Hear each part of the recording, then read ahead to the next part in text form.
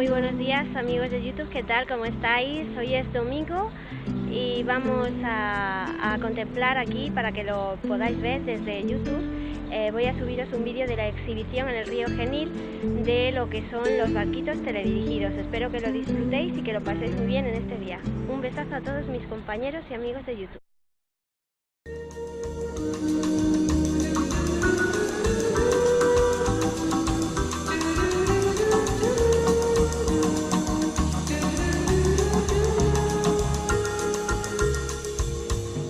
Someone to hold me tight, that would be very nice. Someone to love me right, that would be very nice. Someone to understand each little dream in me. Someone to take my hand, to be a team with me.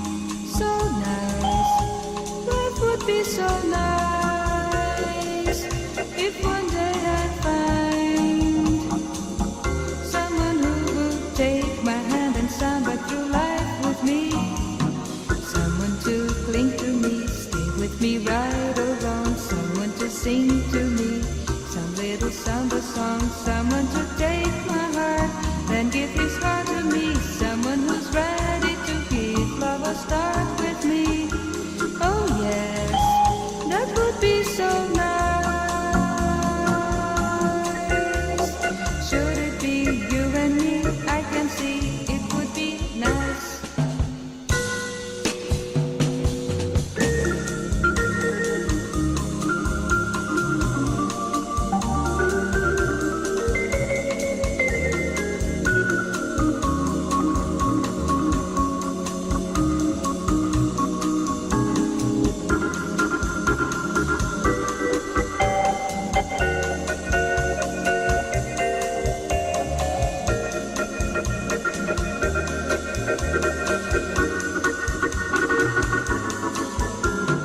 Someone to cling to me, stay with me right or wrong. Someone to sing to me some little samba song. Someone to take my heart, then give his heart to me. Someone who's ready to give love a start with me.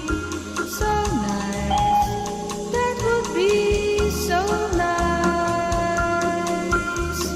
Should it be you and me, I can see it could be nice.